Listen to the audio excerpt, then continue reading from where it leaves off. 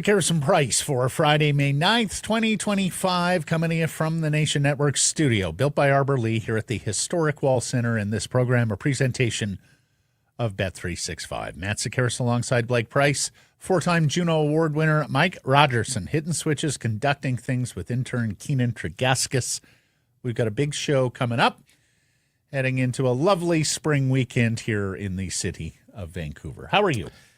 Hey, waking up to sun 90% of the days here over the last fortnight has been awesome. It's hard to have a bad day. It really is.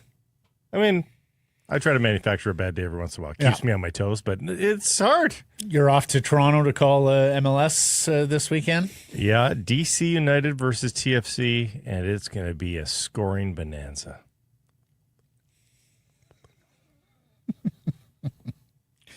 We were talking to someone this week who knows MLS who said, I think Toronto has like 5 players that are worthwhile. And that's about it. It has been a real struggle for the MLS sides this season. You may have noticed a bounce in Luke Wildman and Stephen Caldwell's step as they were doing the Whitecaps game this past weekend. I think that was because they have been treated to such dreadful soccer with the 2 Eastern clubs. I'm looking forward to tonight. Really big night of sports watching tonight. She's working. The cat is recovering nicely. Nothing wrong with the surgical site, so he's going to curl up beside me. We're going to watch. Well, the defending Stanley Cup champions need a win here against Toronto, or the Leafs go up 3-0 in a second consecutive series. The number 1 seed in the East in the NBA, Cleveland needs a win tonight, not to fall behind 0-3 to Indiana in that series. And then you have the late game and the Blue Jays in Seattle as well. Right? Lots going on. So a good sports watching weekend. And the world starts too. World's just started today. Yeah, we'll get into that. Mm-hmm. And tomorrow I'm going out to Juggy's place. I'm doing Juggy's pod tomorrow. Oh, really? At his Delta studio. Oh, wow. Yes. Road game. Like a real musician's studio here. Okay, fancy. Everybody knows and loves Juggy. And so when he reached out, he said, I'd like to bring you on the show. I said, you just tell me where and when. He's been such a great supporter of our activities over the years. So look for that dropping sometime in the future. Poll question. Is it time for Canucks management to start saying nice things about Elias Pettersson? I'm sorry, I can't get through the phrase nice things without thinking of you-know-who down there on Pennsylvania Avenue. Does he demand very nice things about me? Oh, yeah.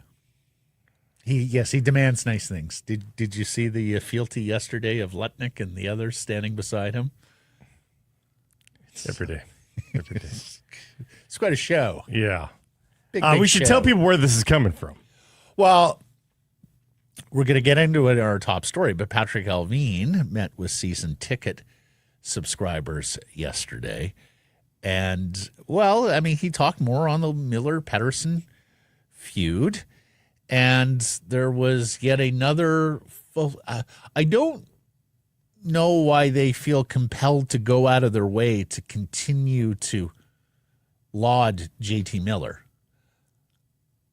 Guys, he's gone. He ain't never come back. Yeah. You've ripped the Band-Aid here. But he went out of his way to say very nice things about JT Miller, including called him a phenomenal hockey player, said he respects him as a player and as a person. And yet the same sort of praise does not come out of their mouths with regards to the guy they chose to keep, Elias Pettersson. We'll get more into what Allvin had to say about Pettersson and what he effectively said about Pettersson without naming him. I voted no on the poll. I know some Canucks fans and even some Canucks media are starting to get a little uncomfortable with the way they talk about Elias. I have no such reservations. I can handle the truth, good, bad, or indifferent. It's not about you, though. Well, we're asking on the poll question. Is it time they start? Yeah, but I'm saying you don't need building up. No. To succeed. No, but I'm voting no on the poll question because I want the truth, good, bad, or indifferent. And if they don't have nice things to say about Elias Petterson because he has not earned nice things, emotionally I can handle that. Now, there may well be a case that you do want to start building him up from a trade value perspective. And to be fair, Rutherford has twice said, hey, he worked really hard when he was here in Vancouver for that week after the season before he left. But no, I don't need them to put bloom on the rose if they don't even think it's a rose. I unabashedly, wholeheartedly am voting yes. And not because any of the criticisms against him are false. It's not about my ability to take that criticism. It has nothing to do with me at all. It's all about the player. And whether you are trading him, and as you say, you're building up his trade value, or you're trying to make sure that he can score and be the player that he needs to be for you, you need to start to go to bat for him publicly. And that doesn't mean you diminish. So you think it doesn't mean you stop the criticism. Go out and say all these nice things, and hopefully it affects him, his confidence. Is that Smalley, what you're seeing? I'm good enough. He's good enough. He's smart enough. And gosh darn it, he's an NHL All-Star. Mm-hmm. Speak it into existence and remind the player that you want him. Like, do you know how difficult it is to show up and do your job if you don't feel wanted? Matt, do you know how difficult that can be to show up to your job and be at your best if you don't feel welcome? We should take this opportunity to tell Mike how much we appreciate him and his work. That's what I was just referring to. Thank you, Mike. You've been a rock for us, buddy. No, I'm serious. Like, and we all, just from our arm's length, I think can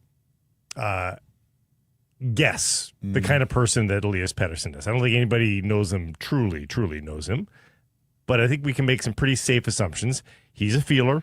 Mm-hmm. And again, not that the criticisms are unjust, and I don't think you have to take them away. It can be he's an elite player. We're talking about a player that's top 10 in the league when he's on his game, but we need him to recognize that and do all the things that go in. Like, the criticism can still follow. But in all of these post-mortems to end the season, I haven't heard one thing of, but he's an amazing player, and he will be again. There was. It was hidden. Like, start to build the player up. Tell him how good he is. Tell him, we want you to do these things because you're amazing. And you might have to take a Tums after you say it. And folks, this is where, the white lie is a little bit okay here.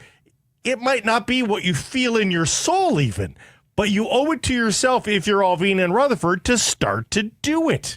Nothing bad comes of it. It's free. It's free for them to employ this tactic. But I think it's one of their best routes to success with the player on the ice or with the player on the trade market. And I don't know why they continue to just, nope, the truth is JT was the better player.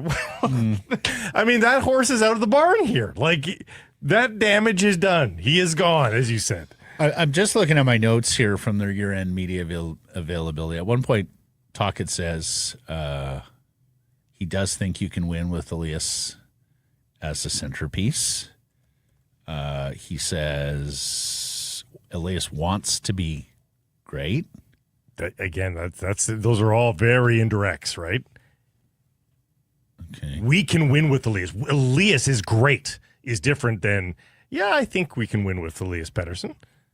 Yeah. That's not full-throated. That's not telling the player how great he is. And with this player, I think you need to put some gas in the gas tank here. Again, take the Tums after if you need to, but I think you need to do it. I'm looking for. I know. For what Rutherford and Allvin said. You are deep into the haystack. About him. Well,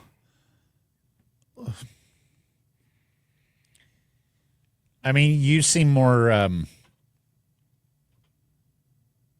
hung up on this than I am.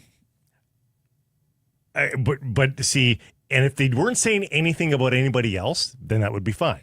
So you think it's the juxtaposition? It's the juxtaposition of the nice glowing about JT Miller and completely forgetting there's another person in the equation that you still have. Makes no sense. Makes no sense. And in fact, makes the Canucks, again, Rick Tocchet left you for a reason. Left you at the altar. And you're just continuing to do the same things. You're making noise where you don't need to make noise. You know what most teams do? Management glows about the players that they have. That's what most management guys do. And sometimes we call BS on it because that player had a really bad season, and that's fine. But they're building up their players. They've got the backs of their players. I don't think Elias Pettersson feels like he has an ounce of support from this organization right now. And again, you can say, well, he deserves it. And that's fine from your perspective. You're not his employer.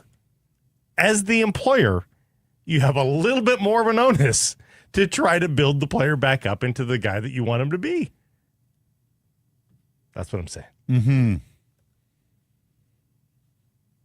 You're so deep into I'm the still haystack. looking. I'm still looking for. You're not finding it. Yeah. God, I thought they would have said more. That's what I'm saying. I'm sitting here looking at it going, saying. surely they said more nice things. No. And, yeah.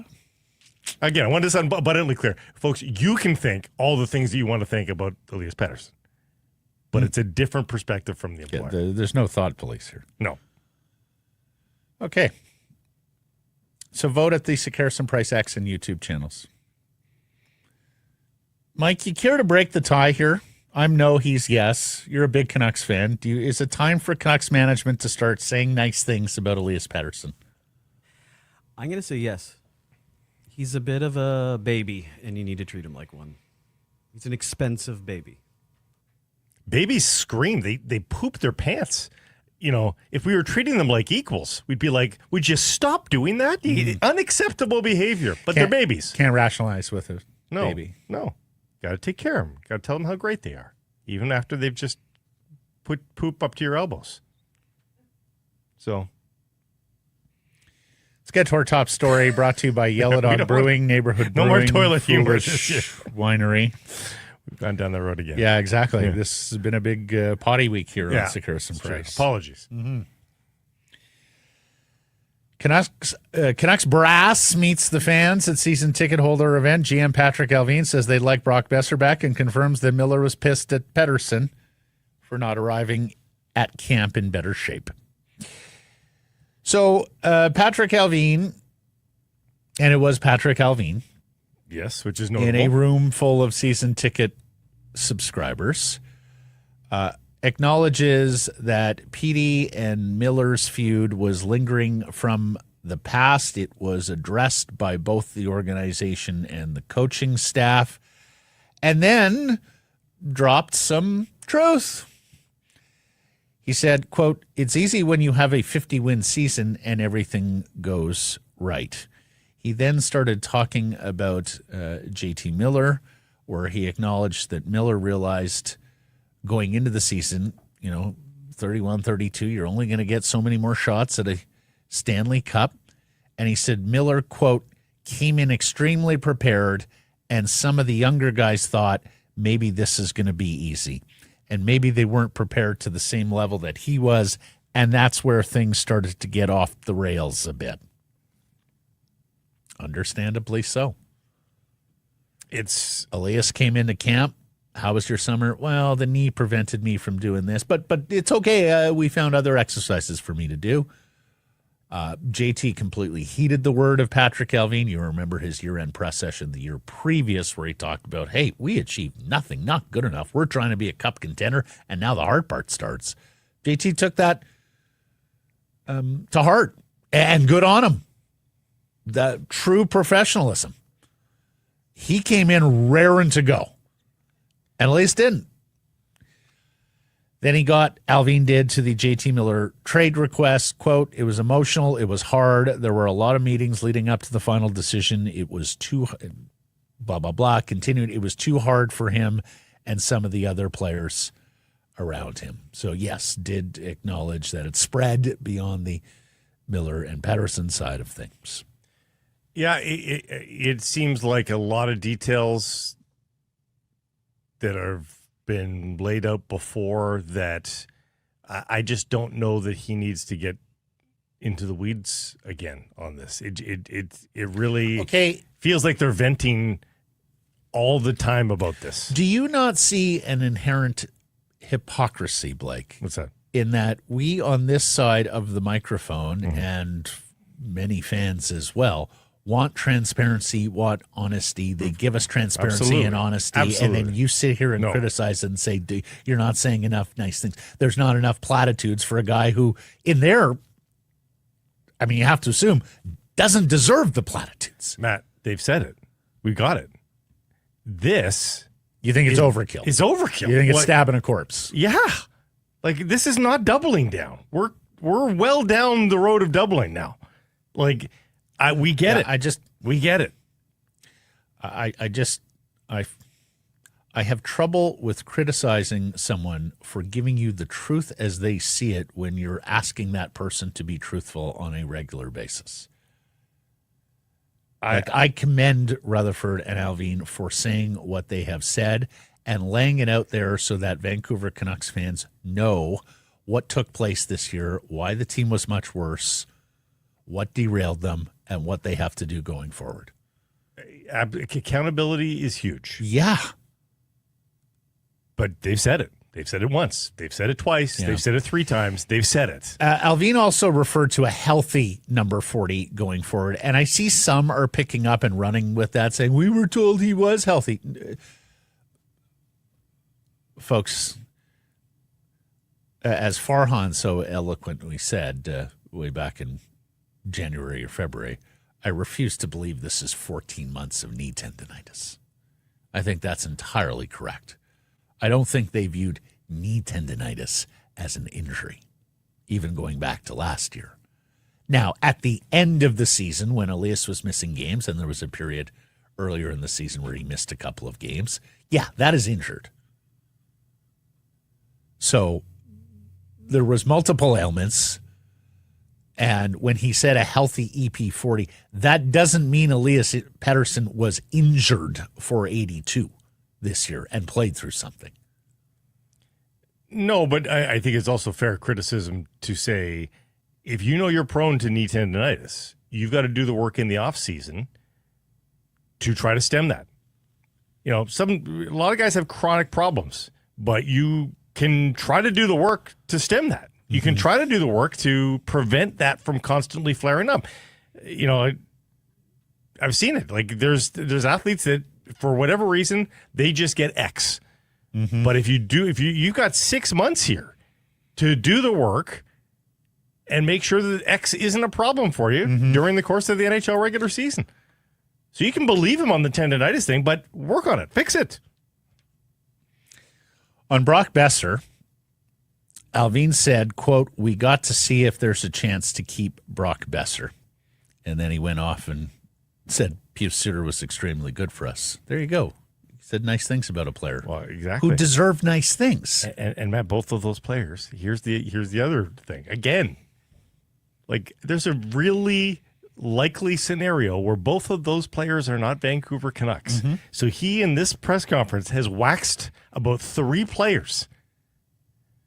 Probably none of them are back next year. Besser,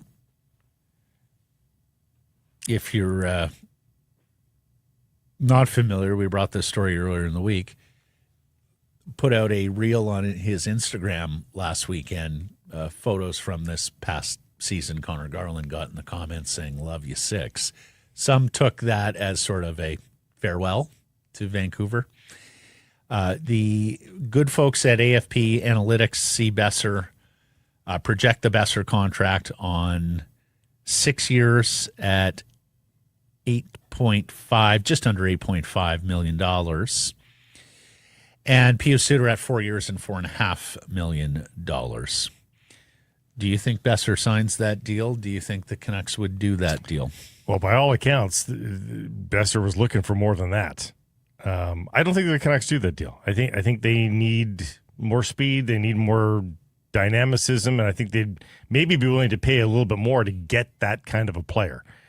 Hey, no one's debating Brock Besser has been an amazing Vancouver Canuck, but that profile of player, they just cannot carve out that much cap space on a team that is so slow and needs to be have some more game-breaking attributes. And Brock Besser just doesn't have that. I'd have Brock Besser on my team if my team was a very good team and he was amongst the finishing pieces. For sure I would. But that's not this team. And so I don't see a world in which re-signing Brock Besser makes sense unless you're of the mind that, hey, we're not going to get anybody else. Nobody else has shown any interest. We're not going to get anybody else. We might as well bring him back. Like under those circumstances, yeah, I guess you could go back to that. You need somebody to play wing. But still, even then, Matt, like then you're committing all that term. And like, I don't see it. Pius Suter, yes. Brock Besser, no. All right. What are our friends at Yellow Dog up to? Well, they've had a pretty busy week of debuts, if you remember, of new boxes coming up, but they do want to remind you of one of their big announcements of the spring so far.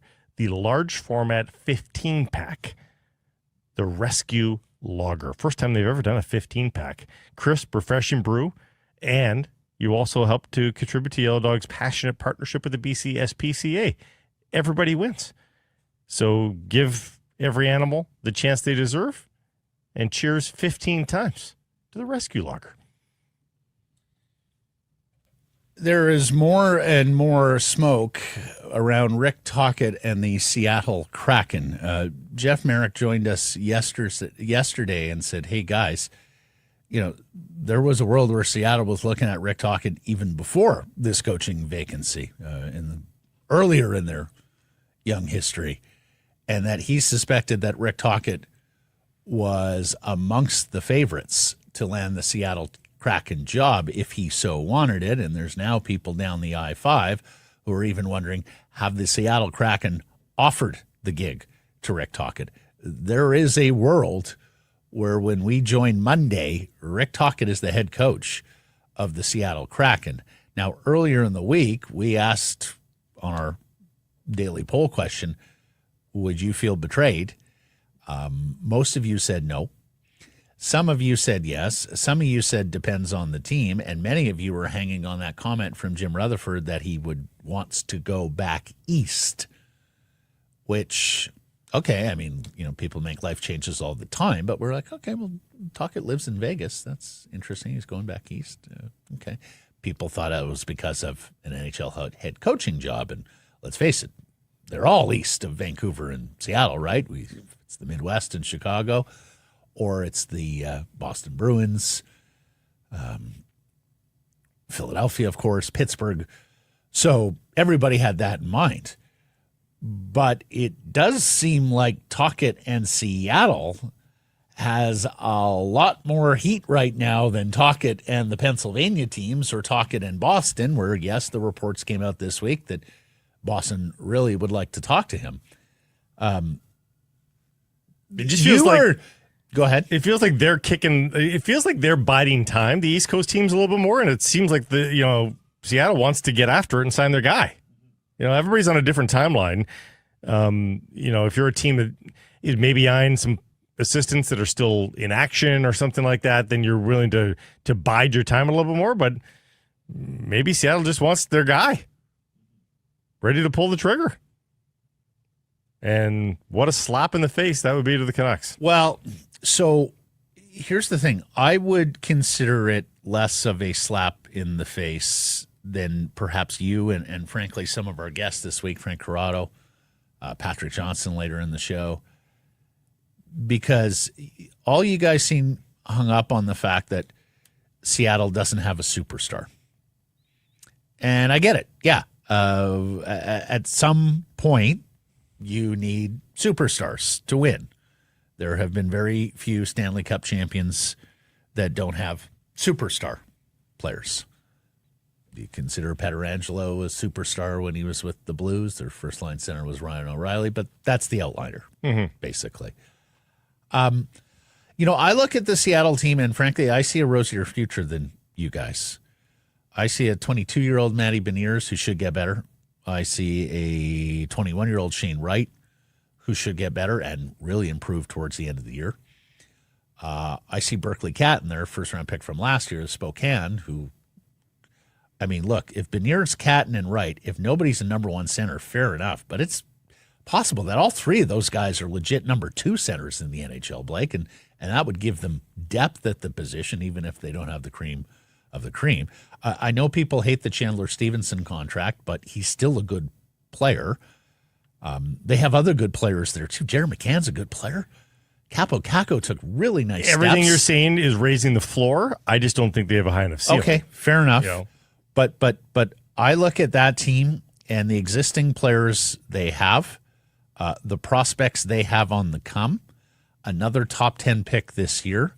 I look at their Coachella Valley team that, of course, is playing tonight in Abbotsford in a do-or-die Game 4 in the second round of the Calder Cup playoffs. I see a 20-year-old Yanni Neiman, who was the second leading scorer on that team this year, led the team with 28 goals. Some other young players on that team, Winterton, Furcus amongst the forwards, Ty Nelson amongst the defense, and even the goaltender there, Kakko.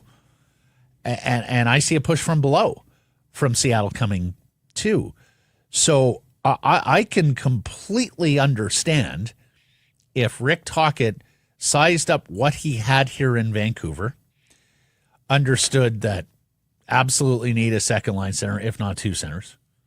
Absolutely need a couple more wingers, top six wingers at worst, one top six, one middle six, and thought that might be difficult to get to, particularly if we're not re-signing Besser and Suter. Not to mention, of course, the elephant in the room, Quinn Hughes, and whether he's going to be around beyond next season, and laid the Seattle Kraken roster organization beside and said, well, their GM there is a friend of mine. I worked with him in Pittsburgh, Jason Botterill. He's got a new deal, so we've got some leash there. And I see a team that, as you say, should have a pretty high floor and may have more than that. I think Seattle's a better operation than Vancouver. I'm just moving my stuff down the I-5. I think it has everything to do with the noise. I think Canucks fans have a right to be hurt by that. I completely get that. That's a division rival. That's a team that has won one playoff series in its history. Is out of its honeymoon period. Really is kind of an NHL outpost. But I also wouldn't for a second blame him if he thought that the Seattle Kraken had a rosier future than the Canucks. If there was no backstory to Elias Petterson and there wasn't the impending doom of Quinn Hughes, I don't mean just contractually. I just mean that there was this pull elsewhere for Quinn Hughes. I think he's staying here. I think it's the noise. I think there's no doubt about it. The Vancouver Canucks, on paper, are poised to be a much better team than Seattle next year. Now, 3 years from now, when all those players, 21, 22-year-old centers are blossoming, we'll talk about 3 years from now. But next year and the year after that, no, I'd say the Vancouver Canucks are on pace to be a much better team than the Seattle Kraken. Why? Well, again, we're taking away the backstory. You've got a 100-point Selke nominee in Petterson. You've got a perennial Norris Trophy winner in Canada and Quinn Hughes. That's a very big F on Elias, but okay. Well, we'll see. And I just think you put and goaltending for days. So I think he would put his. Most people, I think Vegas odds are going to be in favor of the Canucks over the Kraken next year and probably the year after that.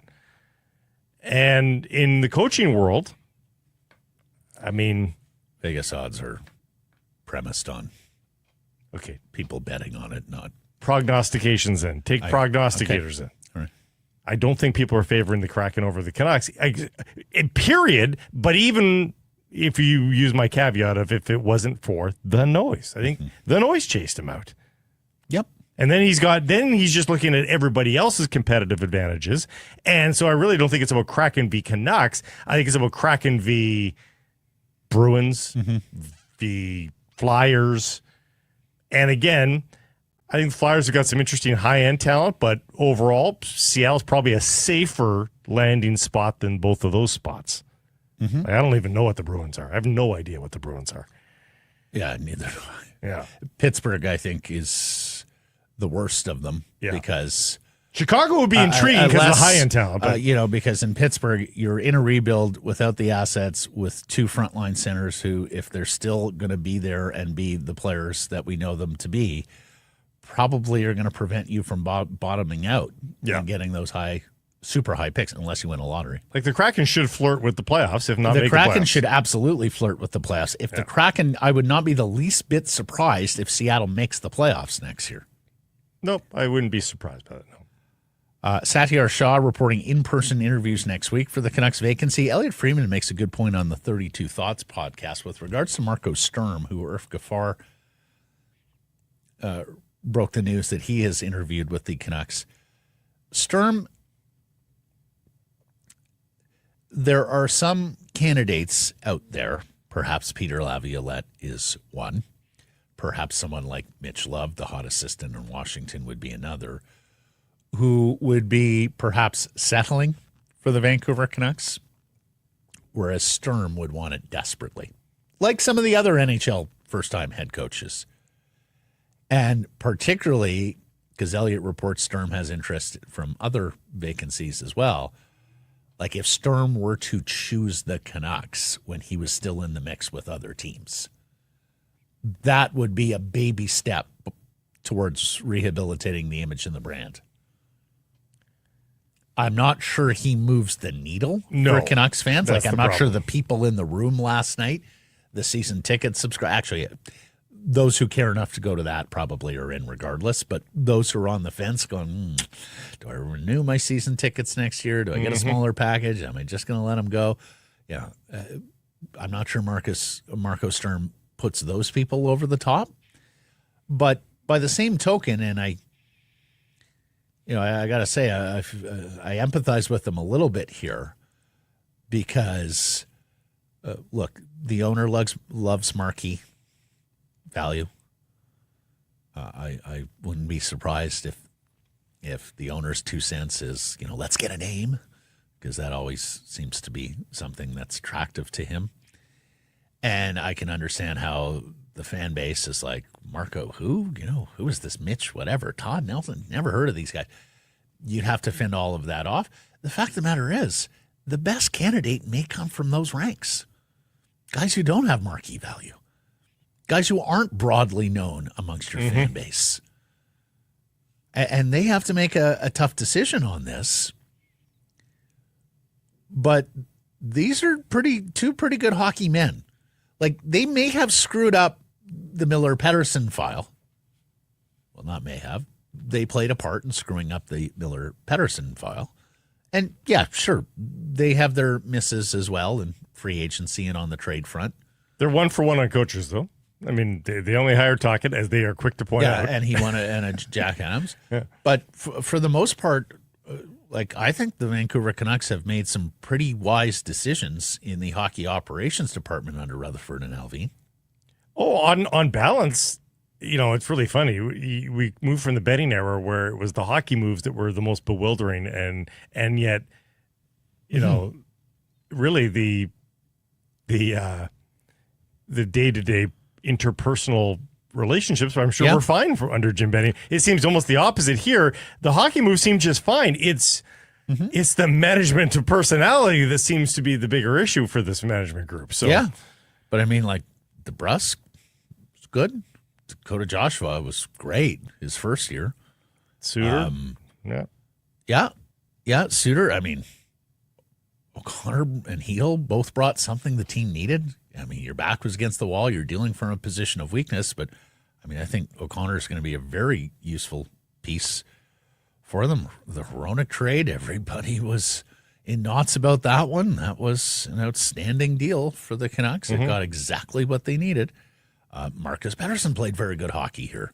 Kevin Lankinen was a key for Sherwood. I mean, those were two of the best free agents signed last year. So, yeah, they've More got wins than losses. Yeah, they've got some misses, but Oliver Ekman-Larsson buyout was required. I know more pain is coming on that next year. It's when you start getting to the big cap hit, the $4.7 million dead money on your books. But they've made a lot of good decisions purely on the hockey upside. So let's not forget that. New Jersey general manager Tom Fitzgerald met the media as the Devils cleared out their lockers and headed off into their summer. Quote, "We won't be coming back with the same group because it wasn't good enough." Ooh. And Ooh. in one of Blake's pet projects, he's got several on the go right now. One is Marco Rossi, one is trading for Jack Hughes. Poisoning water around the NHL so as to create crises. Blake's got operatives in St. Paul and Newark. One of the reporters there asked him about Rutherford's comments about Quinn Hughes wanting to play with his brothers one day. Let's hear from Tom Fitzgerald, New Jersey general manager. Tom, what was your reaction to Jim Rutherford's very public comments about Quinn Hughes might want to play with his brothers? And is that an invitation to make a phone call this offseason? Well, I'm not going to speculate on a comment of another team's player. You'd have to ask Jim, really, about the comment. For me, we're going to evaluate our own team, where we need to upgrade in some things. And again, I can't comment on another player. Full credit to Sheldon Keefe, who did nothing but blink during that entire answer. Hamina.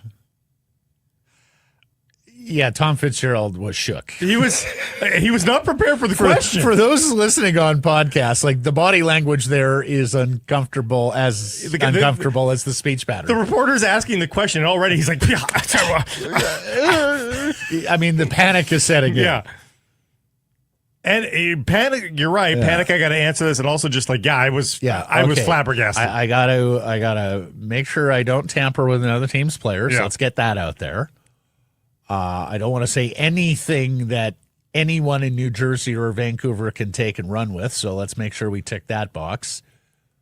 Let's kick it back into Jim's court. You got to ask Jim. I mean, the headline for that, to me, Matt, is Fitzgerald at a loss for words. A loss for words. An utter loss for words. Which only goes to portray just how different we have it here in Vancouver with Jim Rutherford and to a lesser degree Patrik Allvin, in that they're willing to talk truthfully too. Because don't for a second think that when that wasn't dropped, Tom Fitzgerald didn't look at someone in the front office and go, "Oh boy, we got a live one here." We've already got Vancouver talking about Quinn wanting to come here and play about his brother. Which is why it's really important. We going to make a call this summer? We going to let it play out one more year, or are we just going to wait 2 more years to sign him in free agency? It's really important that you, Canucks Twitter,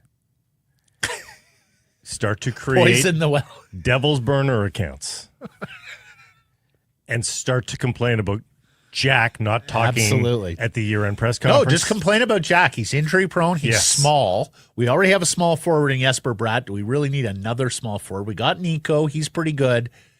And Dougie Hamilton's unreliable. He's always hurt on the blue line. Nemec is never going to turn out. You have agency on this, folks. Burner Crank Twitter up accounts. those burners. Yeah. Angry Devils fans. Devs 986-254. Yeah, exactly. That's your account. Go get it. Yeah. At Reunite the Hughes Brothers. Yeah. With a Devils logo. Crossed out. In fact, face paint, dress up like Putty, all those things. But again, you have to be anti-Hughes. Anti-Hughes. Anti-Jack Hughes. Chase him out. The BC Lions are making their big kickoff concert announcement Tuesday morning. So been looking forward to this for some time. This is for the June 7th opener at BC Place against the Edmonton Elks. So mark your calendars. Tuesday, you're going to find out who follows in the footsteps of One Republic, LL Cool J, and 50 Cent, and is going to play the pregame concert. Remember, this is not a halftime show. This is a 45 to an hour pregame concert at BC Place in advance of the ball game. It's sold out last year, so you're going to want to be on that. The single game tickets are on sale now. I had a mole working on this file inside one of the companies that Mardoman owns. He said he was this close to getting it out of him. But my God, Mardoman keeps it as pretty locked. Yeah, it is and rightfully locked down. Stanley Cup playoffs, Edmonton Oilers are up 2-0 on the Vegas Golden Knights, going back to the Alberta capital after an overtime win last night. I got to confess, it's been a long week for me. We've had a couple of social outings. I did not make it through the whole game last night. I teetered off. I drifted off. I intended on not making it, and then I did. Bruce Cassidy is some mad about Victor Arvidsson's can opener and Braden McNabb prior to the game-winning goal. I see your old friend Vasily Podkolzin is up to 6 points in 8 games in the Stanley Cup playoffs. And what a goal. It wasn't a junk goal. No. Cutting across the middle of the slot and ripping it. Yeah. Kind of reminded a little bit like late in his rookie year, right? When you saw the confidence was growing and he started taking the puck to more dangerous areas. I still think he's a low percentage goal scorer in the NHL. No, totally. I don't think that's ever going to be his shtick. I got to give you credit. Like, you were the one guy saying, look, we should be excited about Podkolzin because he's a robust, big winger.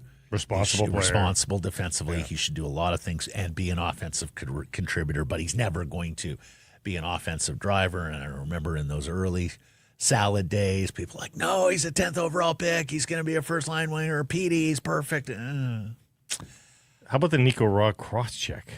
Yeah, well, and he's getting a hearing for that. But, like, do you buy that he was trying to get the puck? The puck was right there, but since when do you try to cross-check a puck?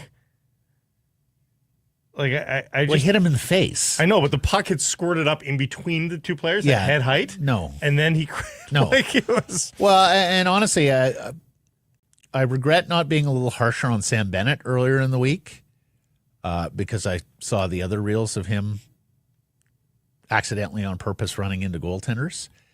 And this is something that I've had issue with for a long time with the Stanley Cup playoffs. It's normally with running the goaltender, because I think there are teams out there and players out there that just have it in their mind that they're going to run the goaltender, and hopefully the goaltender gets hurt and he's out of the series. Mm-hmm.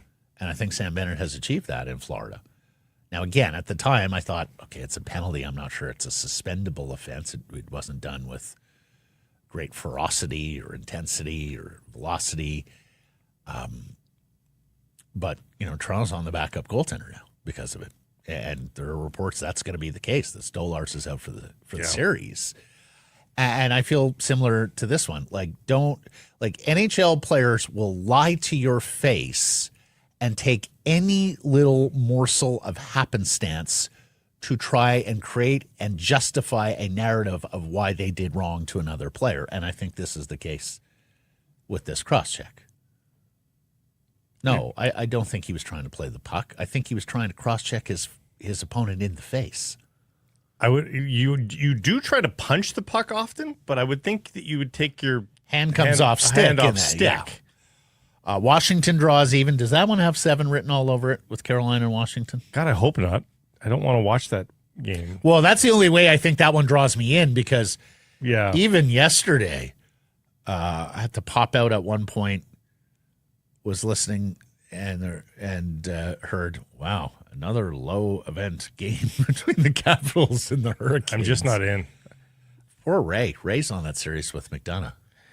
Like, of the 4 series you can get, and I realize that's a bigger one for ESPN because it's 2 American teams. Yeah. They want to avoid East the Canadian Coast, teams. Yeah. But wow, yeah. Especially when you look at Vegas, Edmonton. That's it. It's just anarchy. Vegas, Edmonton play some of the best games in the NHL. That's one of the great rivalries in the NHL these days. I know Washington and Carolina at one point were in the same division and all that, but one of these things is not like the other. And And I think you're almost into must-win territory for Winnipeg here, too. Like, can you go to Dallas down 2 buzz with the way Mikko Rantanen and that Stars team is playing? No, you cannot. I think Winnipeg needs a win in Game 2. I am absolutely pulling for Winnipeg. I have said this since Winnipeg went to the conference finals way back when against Vegas in the Knights expansion year. I have zero qualms about getting behind the Winnipeg Jets, even though it's one of the 2 Canadian 7 markets that I've never lived in, never worked in. I probably know the fewest people in Winnipeg, Jets fans of any of the Canadian 7, but they're just so inoffensive. They lost their team once. They got it back. And you were all happy they got it back. Yeah, so they got it. They've had attendance issues this year because it's a small market and tough economic times. I think Cheval Dayoff is building it the correct way. Like, they have some challenges there they have to overcome. Free agents don't want to sign in Winnipeg. It's hard to even keep their own players. So, yeah, I'm firmly in the Jets' I corner. just don't believe that they can do it until I start to see Hellebuck performing. Oh, that's it. Like, they've done it with smoke and mirrors to this point. But if Hellebuck starts to stand on his head, then I'll believe that they can do it. Correct. Yeah, I have not seen anything out of the Jets yet that make me think they're going to the Cup final. No. Or even past Dallas. And that game has to arrive soon, Winnipeg. In fact, it has to arrive in Game 2. I mean, maybe you can win another one where Hellebuck isn't very good, but you outscore your mistakes or his mistakes. But that is not a formula. And then the World Championships start today in Stockholm and in Herning, Denmark. This guy's going over to call some games next week, so be on the lookout for that. Drew O'Connor and Connor Garland on the same line for Team USA stands to reason, right? That's Connor playing the left flank, and Garland on right wing, and they're being centered by Frank Nazar. There's a Canucks connection there. Frank Nazar, Chicago Blackhawks young centerman, first-round draft pick, is a Kurt Overhart client. And you may remember several years ago when we had Ryan Kessler on the show, he said, Kurt asked me to start working with some of his young clients who are in the draft and upcoming, and Nazar is one of them. So Ryan Kessler was amongst the guys who was mentoring, helping coach up young Frank Nazar as he was making his way back in the old the days. NHL draft. Back in the old days, winger chemistry wasn't really a thing because you tend to stay in your lanes a lot more. But in today's modern hockey, where you're a lot more positionless as a forward, O'Connor and Garland playing on the same line, that's kind of good homework for the Vancouver Canucks. Very much so. There's nothing wrong with that. No. Only beneficial. Both under contract for next year. I've seen Colby Armstrong do something on this about it. I mean, it's not quite the NBA now, where the NBA is kind of like positionless basketball. Yeah, now. it's 5 positionless. You've got 7-footers on the perimeter running the offense, like with Jokic. But Colby Armstrong has done a piece where, he's got examples there of like, look where the centerman's playing. Look at the right winger crossing over into. He's like, this is the sort of thing you didn't see before in the NHL. That guys were a little bit more static in their 1/3, whereas now you've got. It's situational. It's situational. It's F1, F2, F3 in that given situation. Right. Yeah. Let's get to today's menu. It's brought to you by Greta, a fantastic spot to catch all the games home and away, pregame, postgame. Get yourself to 50 West Cordova. You are mere steps from the arena or stadium. If you're heading to a game, they have weekly drink specials, tremendous food, and a bitchin' arcade. Greta, let the games begin. Patrick Johnston is going to join us, then Jeff Patterson. And then later in the program, we'll talk a little bit about Jays in Seattle this weekend. We'll talk a little bit about Vancouver Whitecaps FC with the big match Sunday against LAFC at BC Place. And we'll talk a little bit more about this American Pope. As I drove home yesterday, and it was under the impression at the time he was a Cubs fan because that was the initial report, I was thinking to myself, somebody out there has a photo of the Pope at Wrigley in a Cubs hat, scarfing down a Chicago-style hot dog. Like, talk about things we have never seen from the Catholic Church, right? The Pope in the bleachers at Wrigley. And, of course, no ketchup on the hot dog because they don't do ketchup on hot dogs in Chicago. It's verboten. The memes were so good. Da Well- Pope, the SNL guys, Oh, the Bears guys. that was a headline in the Sun-Times today. Da Pope. Caleb Williams tweeted it. Well, it turns out he's a White Sox fan. And yes, there is a photo, minus the hot dog. So all that's coming up on the show today. Time now for our Bet365 bets of the day. I got a win last night, Blake. Minnesota covered against Golden State. And because I got to win too. My really? Capitals Okay. bet. Yeah. Keep no, on no, keeping you go, on. you Well, go. It's so rare I get the tea here. He's been so good. I'm sticking with basketball because, well, I've won recently on basketball, and not the case with hockey. The Nuggets are back at home following their split in OKC. They got blown out in game 2, but honestly, not the worst thing. They've got older guys, Jokic, Murray, who play a lot of minutes. In some cases have had a lot of injuries. So they basically got a bit of a rest watching that fourth quarter play out where they were dummied. They're still a past champion, and they're still up against a team that is learning to win in the playoffs. Plus, I'm getting points. So I'm going to take Denver plus 5.5 at home against OKC. I think OKC is a little highly priced based on the margin of victory in game 2. I apologize. I don't have who is the writer, but I saw a couple of different pieces from Winnipeg on Nick Ehlers' fabulous play of late and the fact that he's not getting rewarded. And so I'm going to pick up on that and take him as an anytime goal scorer because he's a good player, and it's 325, plus 325. For a player like that, that seems absolutely amazing. He's only played the 3 games in these playoffs, no goals just yet. How many shots is he taking? He's taking 10 shots. So he's taking over 3 shots a game. So plus 325 on Nick Ehlers to break through. He's only got the 1 point so far in these playoffs. Free agent needs a payday. Yeah. Want to get in on the action for the Stanley Cup playoffs at Bet365? They got you from game props, player props, totals, money line. You can even bet on futures like series winners, conference champions, the Stanley Cup champion, and so much more. Whatever your bet, it's never ordinary at Bet365. Download the app, get in on the game, an official partner of the Stanley Cup playoffs. Must be 19 or older. Patrick Johnston coming up next.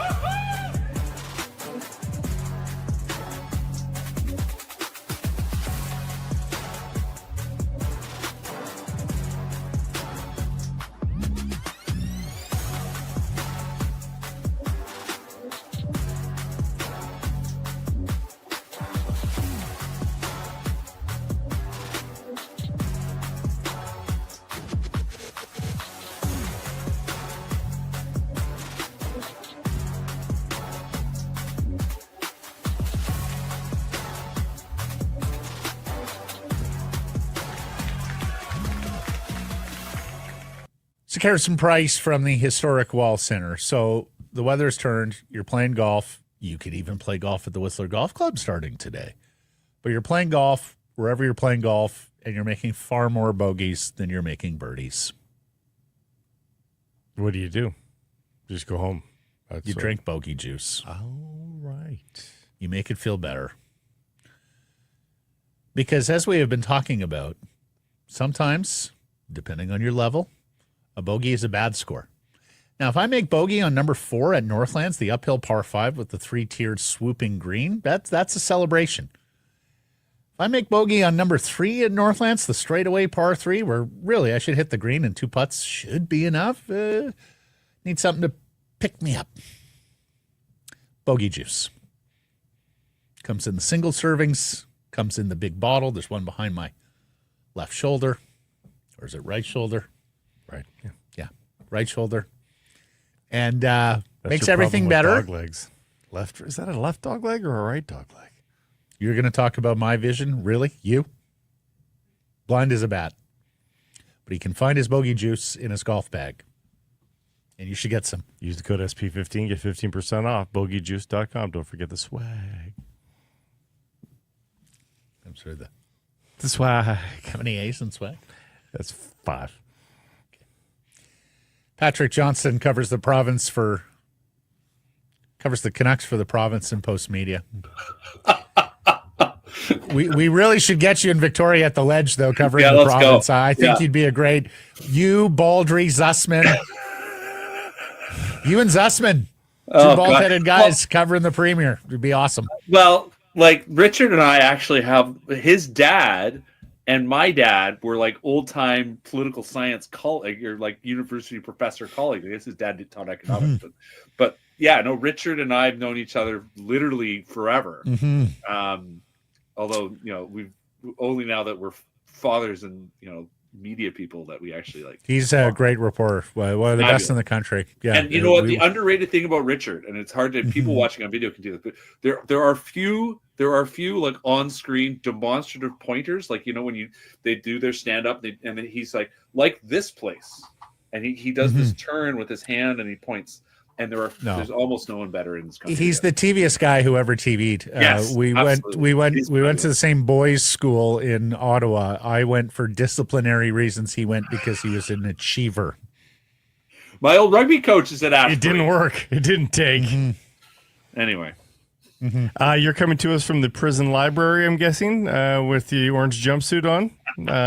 It's nice that they've given you this many books. Say you on a day pass? Flyers orange, guys. Flyers orange. Oh, are you trying to tell us something, Peach?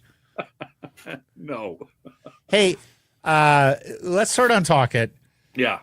I almost we asked the question earlier in the week, will you feel betrayed if Tocchet is coaching in the NHL next year? And a lot of people voted depends on the team and put and put Seattle and Anaheim on the list because that's not East, right? Rutherford told us he was going East. Anaheim is filled. You apparently are going to serve with Joel Quenneville on their bench. Yeah, Ducks orange. Given your attire today. Yeah. But if Tocchet gets hired by the Seattle Kraken, and Jeff Merrick told us yesterday, Seattle was interested in Rick Tocchet before. So don't be surprised if Seattle offers the job to Rick Tocchet that he's their number one candidate. Yeah. If Tocchet is offered and accepts the job in Seattle, will this market go nuts? Will this market have a reason to go nuts? Well, I think it will be yet another sort of, there's a team that knows how to do it right nearby. Yes, that as landing places go, the farther away he lands, the less kind of the less frustrating I think it will be, or reminder of frustration will be for people. Obviously, landing in Seattle is as close as it gets, whether they're the true rival or not. It's just literally the distance. You'll see him all the time. You have no idea how many Canucks fans got into my mentions after he left. It's for personal reasons. Quit making it look like it was a big, bitter split. No, I was trying to make something work. But no, if he's hired in Seattle, guys, you guys are just terrible. I need not to be involved with you becomes very clear. It's here's the thing. Jason Botterill just got hired, right? He is hired to a 5-year contract, right? If you are looking as a coach, and you want to think about, and I think I talked about this last week, but you want to think about who your boss is going to be, right? There's stability there. There's a commitment to the GM for 5 years. So it is unlike, and then the ownership and everything else that's gone on in that organization. They have misfired on the ice, but off the ice, they've gotten everything right. And so there's a thing to think about. If you want to consider the options in front of him, the teams that we've seen him linked to, obviously Philly, I think there is a reasonable amount of stability there, but where is that team in comparison to some of the other options? That is a fair comment about Philly as well. Philly have some fun, Seattle have some fun young players, right? But they've made some mistakes, and so they need a confident new direction, I think, and we'll see what Botterill does there. But Philly, there's some interesting guys, but they're also they're a long way. It's hard to see how they're in a different spot from the Canucks, right? Boston, how secure is Don Sweeney, right? He's been there for a long time, and they had a terrible year, and he's misfired on some stuff. He's done some things well, but overall, I think there's questions about Don Sweeney. So, if this is what I said last week, I think it may be that he ends up landing in a non-obvious place, at least not a place that we've considered to this date, because he's a guy that's sitting there going, I'm going to have a huge opportunity. If he had seen more stability here, Quinn Hughes, Jim Rutherford, Patrik Allvin, he probably stays. But I think he sat back and had to be honest with what he saw in front of him and said, I need to see what's out there and find something that I think is going to work for 3. Well, he needs better, and he knows he's in demand. And so why not go now as opposed to having another disastrous season with the Canucks next year where you're probably not the as hot a coaching candidate. We should also mention he worked with Botterill in Pittsburgh. So there's personal rapport there, as there is with Keith Jones, the president of the Flyers. One other thing, we started this segment with Blake saying swag, and then you just said Canucks. I feel like I'm in a episode of Schitt's Creek with Moira, extending the vowel sounds. Yeah. Are either of you Catherine O'Hara or trying to imitate her? No, this is just style. She's got style. We got style. She's got great style. Yeah. Icon. As long as he doesn't slip into his Boston Brahmin accent that I know he's been working on for all these years. No, not happening. What did this week tell you about the Canucks coaching search? Well, I mean, look, the names we're seeing floated around, and Manny Malhotra. Are they searching? Are they working on the? Are they working on the file? Do you think? Oh yeah. Okay, let me ask you the between the eyes question. Manny wins tonight. They go to the third round. Is Manny Malhotra the next head coach of the Vancouver Canucks? I think whether they win or not, I think he is the race leader because he's a guy and I'm sure is affordable. He's exactly. Matthew's, for those listening, Matthew's holding his fingers up in the way that you scrunch your money. And for those who don't know what money is made of paper. And you used to have the good kind is made of paper. The only way you could pay. Mm-hmm. So remember, we like the stuff. His negotiations with whoever over the years, that's the first thing he walks in the room, just holding his hands up like that. Like Johnny Manziel. And remember, we like the stuff that jingles, but we prefer the stuff that folds. Okay, so let's go down the road. They hire Manny Malhotra. Yeah. What does Quinn Hughes think? How good is the team? Do they have a chance? Manny's done a good job. I think we've seen that Manny has progressed as a coach. Obviously was here and came in as kind of a bit of a development kind of guy, grew into a handy person on Travis Green's staff, went to Toronto because they offered a quote promotion, but also just more money. And I think, again, stability, a chance to work for an organization that had a clear sense of itself. In a difficult time, it was, let's not forget, the deep pandemic. And then got hired to run a AHL team and has done a fantastic job in his first year being a head coach. Now, that is the only thing is that, okay, do it again. He's done well with this challenge. How is he going to do with another challenge? Now, obviously, you don't know, but he clearly has something there. So you come in, and I think he comes in. He'll be a quality coach. He knows obviously how to talk to players. The thing that then becomes a question is how does the roster shake out, right? So you look at how this team has $15, $16, $17 million in cap space. You need to find a winger. You're not bringing. I don't think bringing Brock Besser back. You need probably to find. You do need to find a center. Can you get another Jake DeBrusk type player or a Pia Suter type player? And a center in that pile of money? Can you make a different trade and bring in, what does your roster look like? And is it competitive next year? And is it going to go anywhere? That is beyond all else. I don't think the coach, give or take, is a main thing. I think is how does this roster look and can they actually do anything next year? Or are they just once again trying not to sink under the water? Allvin told the season ticket holders they'd like to bring Brock back. AFP projects 6 years at 8.5 per. Yeah. Do you think he was just paying lip service to a beloved Canuck, or do you think there's genuine interest there at roughly that freight? Well, I think there is interest. I think there is absolutely interest. But Besser, I think he's a guy that's going to be very interested to see who the coach is. If there is any hope here, I think if Tocchet had come back, I think there's a better chance that he would have come back. I think he and Rick had quite a good relationship. Everything else obviously, I think we well know piles up, and obviously frustrated how the manager talked about him at the deadline. And just the kind of constant that sort of grinding at how he plays and what he is and what he isn't, as opposed to what he is. Which, by the way, does seem to be a bit of a trend line with how this management team talks about the players. Well, Matt called Besser a beloved Canuck. You would think the number one center signed for eternity would be a beloved Canuck.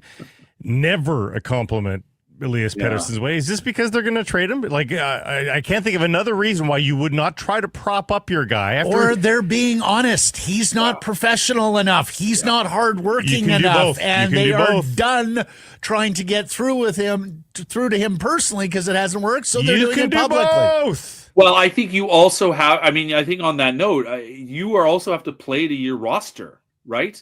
Like this is, I will say this much. Like, I can tell you that most, if not all of his teammates got very frustrated with him, right? And it's not just about the Miller stuff. It is about the stuff that Allvin in that, those of us seen that video that Allvin intimated, which was that he did not, and I don't think Alvin's the only one who said that. I think Tochet's that he did not show up prepared. Now, yes, okay, he was perhaps dealing with knee tendonitis, but there are other ways to get yourself fit. And his fitness testing, he just wasn't prepared.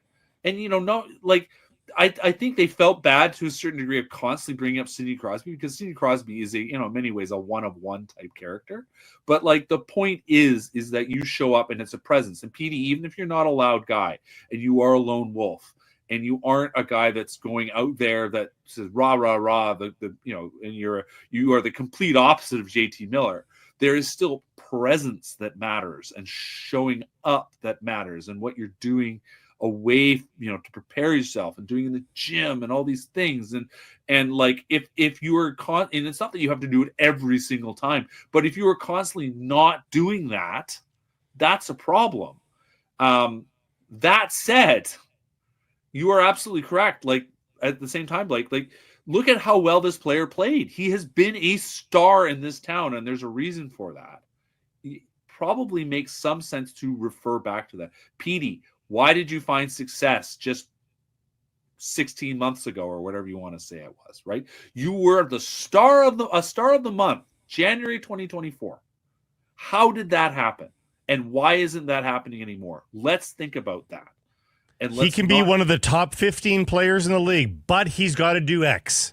It doesn't have to be a full-blooded, full-throated compliment, but just something that makes you think that they want him, B, know how to rehabilitate. The negativity upon negativity. I don't see any construction there.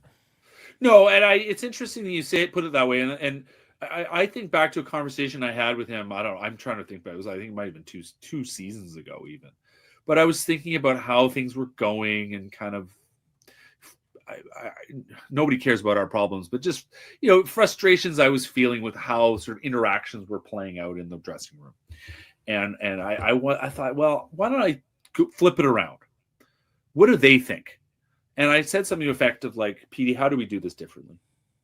And he didn't quite get what I was referring to, but he did have a revealing answer. He goes, I'm tired of hearing about why is everything always so negative? Why is that? And so clearly what he was being, and this goes back to, I think, stuff we heard, that he was essentially getting fed stuff and he should have stopped paying attention because there was a lot of good stuff being written about him. That's what kind of caught me off guard. It's like, what? Yeah. But he was only hearing the negative. That's always been the case. And I think that is not a new problem for hockey players. You can think about Coos loves telling me the stories of he would have about Todd Bertuzzi coming at him in the morning and Coos saying, Todd, did you read the story? No. Someone showed him the headline and said it means all this. And he go, well, no, the story's this and this. And Todd go, oh, sorry. They were given the superficial and a spin on it. And he goes, well, that's not what it is at all. It does seem like Petterson gets caught up in that. Listen, he's played like crap. And people are going to say that. And for some reason, that didn't connect or that's never connected. So hopefully someone gets through to him saying, listen, one, stop reading the press, stop reading the media, stay off social media, Stop doing all these things. Listen to Quinn. Show up in shape and play your balls off. Simple. Finer words have never been spoken. He Says he's his own worst critic, but the fact of the matter is he goes and seeks out critics, which is so utterly bizarre. But the team, I hear my bird story, by the way. I was all that's true. All what you said is true. He's got to be tougher. All of that. Yeah. The team also has to go to bat for him. They do. Like, if he's their guy, they have to go to bat for him, and they don't. This is classic baby dragon stuff here. It is. It Good really shout. is. I'm very Not impressed. a contrary word about Alain Vigneault. That is the one coach that could do almost no wrong in Blake's eyes. Did you have any criticism of Alain Vigneault ever? Yes, sure. Who didn't he play that you wanted him to play? I don't Keith remember. Fowler. There were certainly, Michael Grabner. yeah. I mean, there was no baby Nicky. I think you nailed it. I think I probably did say that about Ballard and Grabner. I think you're probably right. I Incidentally, just know the players that Blake likes. true. Been listening to him for a long time. IMAC tells a great story about Bertuzzi. I think it's in Denver, and there's like a kid in a Canucks sweater, like milling around the outside of the rink, Bertuzzi sweater, hoping to get Todd's autograph. And IMAC like interviews him and says, "Oh, by the way, Todd, like there's a kid out there in your jersey, and he's just desperate for an autograph, and you'll see if he can make it happen." And Bertuzzi was like, "Oh, okay, we'll see. I don't know, depends on where we exit and stuff like that." And IMAC decides he's going to put him on. He's like, "Todd, you should really go out there and sign it. People relate to you. You're a working man's hero." And he's like really piling it on. And Bertuzzi looks up from the stall and goes, "You've really grown as a writer."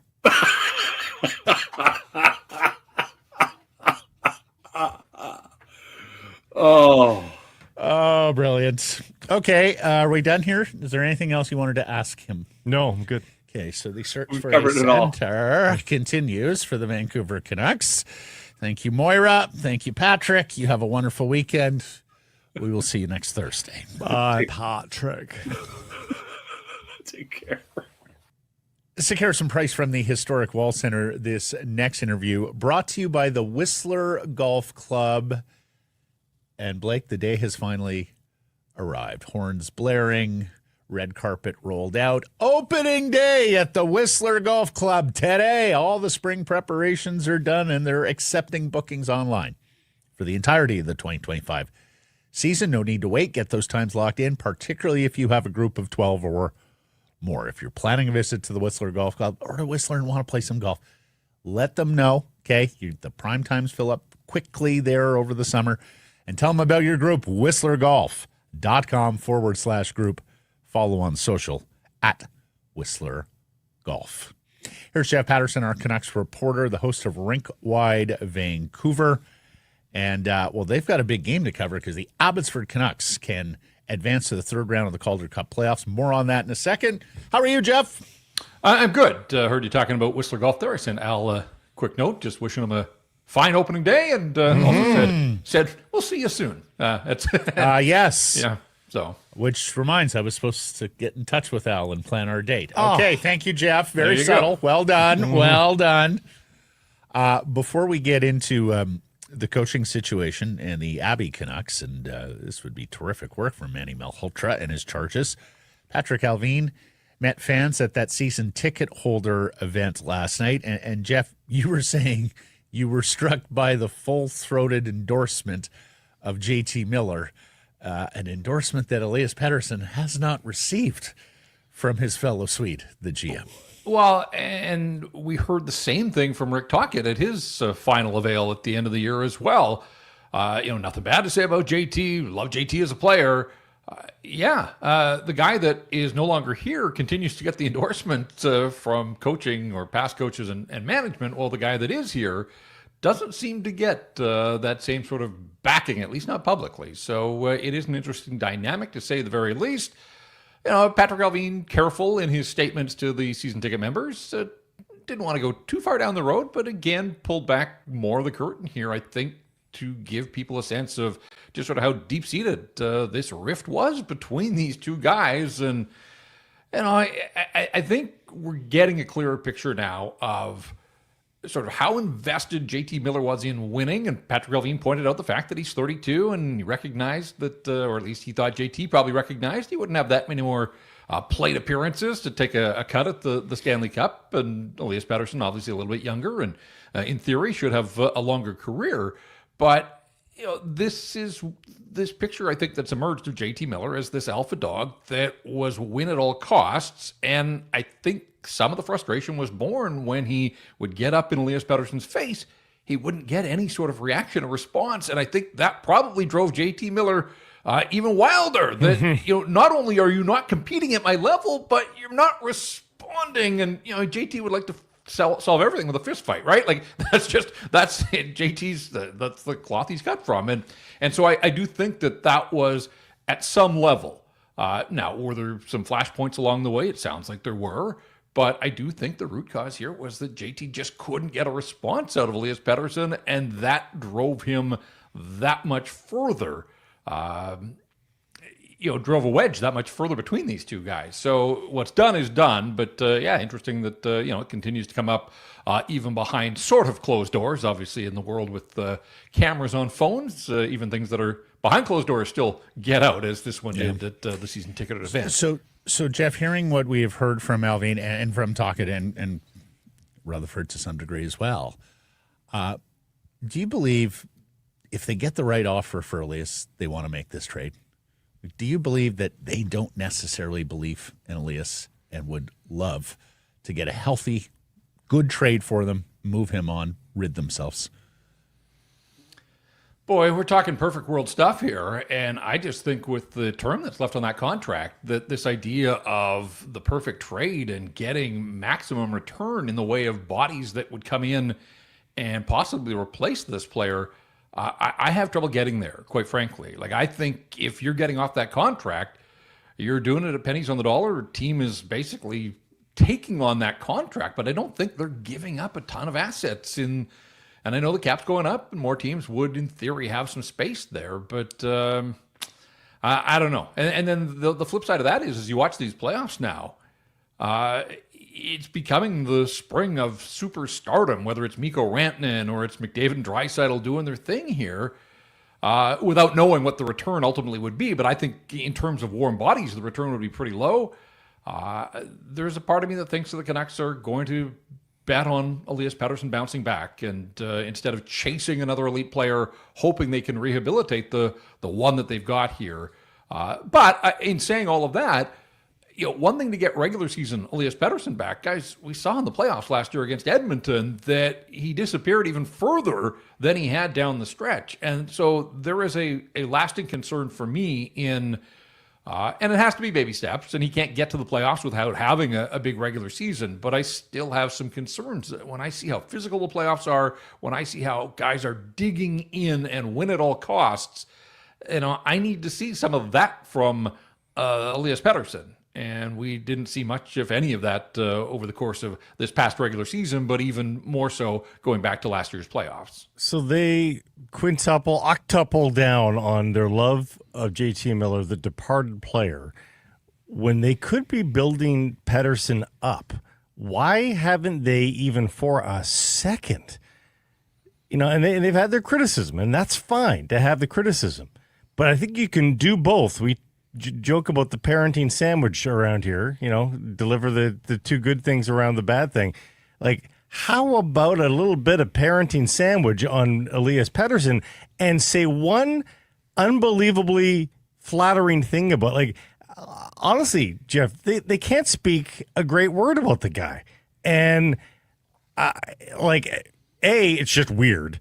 B, don't you get a better player out of, knowing how emotional Elias Pettersson is, don't you get a better player out of Elias Pettersson if you start to build him up a little bit rather than tear him down? Hey, I hear you loud and clear, and you've got more parenting experience than any of us, certainly on this panel. So I listen when I hear you speak, but you may have answered your own question, quite frankly, in some of that. And maybe the scar tissue runs pretty deep here. I mean, we've heard stories, like a lot of people on the outside say, like, why don't Daniel and Henrik just sit down with them and solve everything? And yet there are stories too that either they've tried that or That notion has been rejected to some degree by the player in question here. So, look, I think if they had solutions, they would have gone down that road. And it is baffling, to say the very least. Like, manifest it or speak it into existence, even if you don't even fully believe it. Well, so maybe they have a different parenting style than you, Blake. Maybe they believe that's what this player School of Hard Knocks only. Maybe they tried the soft approach or the complimentary approach earlier in his tenure here, earlier in their tenure here, and that they're down to brass tacks and utterly frustrated because nobody, including the Sedins, can reach him. Earlier in the tenure, he got them 100 points, though. Like, go back to that then. Sure. I just, like, Jeff brings up the Sedin thing, and, like, that's just got to be a red flag, right? Like, with what we know of Hank and Daniel, they are incredible people. I don't know why you wouldn't want to spend time around. They're hard workers. They're intelligent. They have fantastic people skills. Like, what is preventing him from just being right there under their wing, Jeff? Like, it's that, to me, as much as anything that went on with JT Miller this year, as much as anything that happened with in terms of decline of performance, that to me is the head scratcher of them all. That they're his fellow Swedes, these Hall of Fame NHL players, seemingly, he doesn't want to cozy up to and have them as mentors. Yeah, and I mean, I agree with that, but I also was struck by Quinn Hughes' final answer on Media Day when somebody asked him about Elias coming to spend time with him in the summer, and it sounded like Quinn wanted to wash his hands of that idea in a hurry. And so it's not just management, it's not just the player development Hall of Famers, his own captain. And it does make me wonder, guys, and this is clear speculation, but from a guy that's around the room and can see things and pick up the vibe, and we know that it wasn't a great season in terms of interacting with Elias Pettersson from a player media standpoint, and I do wonder if some of is that the Elias Pettersson in that locker room? Maybe that's how he dealt and responded to a bunch of his teammates as well. Like, is he that sort of cut off from the rest of the guys? And again, speculation, I understand that, but there's enough sort of red flags here to make you wonder. Like we've said so many times, and how many times did we talk about Rick Tocchet not able to reach Elias Pettersson on various levels? And maybe it goes beyond just the coach. Maybe it's across the board in that, like, at some point it can't be what can everybody else do for this guy. It has to be the guy himself. And so, I think it's going to be a summer of spending time in the gym, but there's obviously going to have to be some soul searching here in this offseason as well. Do you believe Allvin, when he said young players, like he said plural, thought that it would come easy? Do you think, we all interpret that as Petterson, but is it Höglander he's talking about? Who else do you think he's talking about? Well, they're not a particularly young team. First and foremost, younger. So younger than Patrik Allvin, certainly, yes. But but that always, whenever hockey speak for, everybody thinks every guy in the league is young until they're not, and so that part makes it a little more difficult to sort of suss out. But look, Allvin said this before, that a lot of these guys, they came to training camp prepared to play till April, where it really gets difficult in May and June. And he sort of made that point before. So I don't know if that was a continuation of sort of that these guys have to have a change in their mindset, that it's not about showing up from September to April. It's about showing up in September to be in the physical condition that's going to allow you to excel into May and ultimately, and hopefully June at some point for this group. So not totally sure where he's going with that. He also made it pretty clear that this wasn't just this past season or even last year in the 50-win season, that this was something that had been going on for a while, which, again, makes it that much more mysterious about why somebody somewhere along the line couldn't nip it in the bud and get this moving in the right direction, but ultimately they couldn't. It's water under the bridge now. JT doesn't play here, and we'll see if Elias does when the new season rolls around in the fall. You might be working to June this year. Höglander was named the fittest player, so I don't think it's Höglander he's speaking of. Yeah, true. Mm-hmm. You might be working till June because the Abbey Canucks might be working to June. on Rinkwide Vancouver. That's just he'll be working here too. What are the chances here? He's here next week for you. Yeah, exactly. We'll put him to work. What do you think the chances are of a deep run here? They need to show the ability to put teams away. They've sort of done that in the mini series, but now that you're into best of 5 and soon to be best of 7 if they advance, as many teams in the NHL have shown us, that put away game is an important skill to be learned. We'll see if the Abbey Canucks have got it. Yeah, and they missed an opportunity in Game 2 against Tucson, but their best game of the playoffs start to finish was Game 3 when their season was on the line and shut out the Roadrunners 5-0. Artur Silovs was terrific. And then, this series against Coachella Valley has had moments. Like, they were good over the final 40 minutes the other night, but how a team at this stage of the season can go 15 minutes off the hop without a shot on goal. Now, they had shot attempts, so it wasn't like Coachella Valley controlled the puck and Abbotsford never spent any time in the offensive zone, but still, you had lost in overtime. This was now back on your turf. You wanted to sort of assert yourself, and it did take them a while to get going. And once they did, I like the way that they defended in the third period. I know they gave up the only goal of the night the other night, but no, Abbotsford was full value for the 3-1 victory. And it really has been a team effort. Like 12 different guys have scored goals now, 6 games into the playoffs. We've talked about the fact that you'd love it on the backs of some of the true NHL prospects, but at the AHL level, like this is a really good team. And obviously, Phil DiGiuseppe and Sammy Blais and Jujhar Khaira. I mean, these guys all have lots of NHL experience. They're applying it now. Nate Smith played 14 games in the Arizona Coyotes system, but for the most part has been a minor leaguer, but a really good minor leaguer. And so, there's a lot to like here. And now they've got 2 cracks at eliminating Coachella Valley. So I certainly like the fact that they put themselves back in the driver's seat here. Artur Silovs responded to getting the hook in Game 2 and bounced back in a big way, particularly early in the hockey game the other night. So lots of reasons to like this team, lots of reasons to believe. That said, some injury problems that they've had to overcome. But they've got this depth down there that allows them to plug and play a bunch of guys. And look, they went through it all regular season when players were getting called up to the Vancouver Canucks, that Manny would just look at the next guy and, hey, you're getting a chance in the top 6 tonight. And for the most part, guys would respond. And even on defense, they go 9-10 deep down there at that level. So they're set up well for success. Now, long playoff run? Who knows?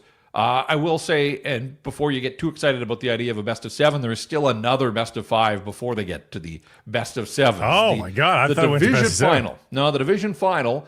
And Colorado is already through. Took care of San Jose. Colorado got a bye in the first round and then made fairly short work of San Jose in the second round. So Colorado's awaiting the winner of Abbotsford and Coachella Valley. And guys, the Colorado Eagles are led by a now 35-year-old Jason Megna. So he, when we talk about NHL veterans and guys that are still going strong, Jason Megna is one of their team leaders in scoring. And yes, the Canucks farm hands would see a guy that was a Canuck farmhand for a few years in Utica, if they do, in fact, prevail here against Coachella Valley. Let me get this straight. There's 5 rounds to these playoffs? Mm-hmm. Yeah. Yes. Jeff, do you like Jason Megna on right wing with Hank and Danny, or do you prefer Michael Chaput there? Yeah, I think I've moved past the idea of Jason Megna with the Twins at this stage. I can remember driving to the airport one day to pick up Carmen and listening to the 2 of you guys discuss Willie Desjardins moving Jason Megna with Hank and Danny for that night's game. And I'm sitting there going, you've got to be kidding me that we have reached this stage of experimentation. I hope you still feel sorry for us. That was tough. Was Jack Skilly unavailable that night? Was he? I believe he might have been. Yeah, he was hurt. Yeah. No, big bodied right shot. Skilly. Jeff, has this week informed anything for you on the head coaching search? No, I don't think so. I think maybe clouded it a little bit with the name Marco Sturm added to the mix. And look, Marco Sturm has done everything to put himself in position to get a National Hockey League head coaching job. Like, this is nothing against Marco Sturm, but like the parallels between Marco Sturm and Manny Malhotra are wild. I mean, distinguished NHL careers, slightly different player type, obviously, but step back. They've been assistant coaches in the National Hockey League. They've dropped back to be head coaches at the American Hockey League level. Marco Sturm has had some success coaching the German national team, coached them to the silver medal at the Olympics in 2018. Like, this guy's got a decorated coaching career now.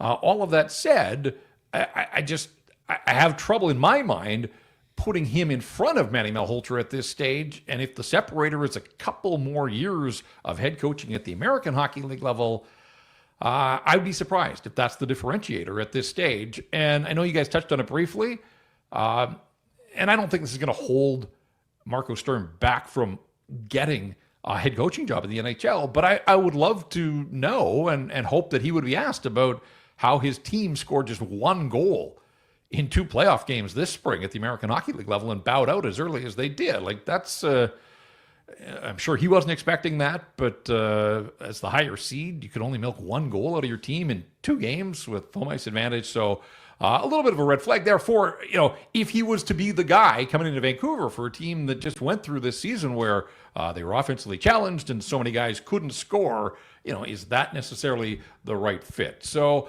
look, I think the Canucks are doing the right thing here. They're sort of establishing their long list, and they'll get it down to a handful of legit candidates that they'll bring in for person-to-person interviews.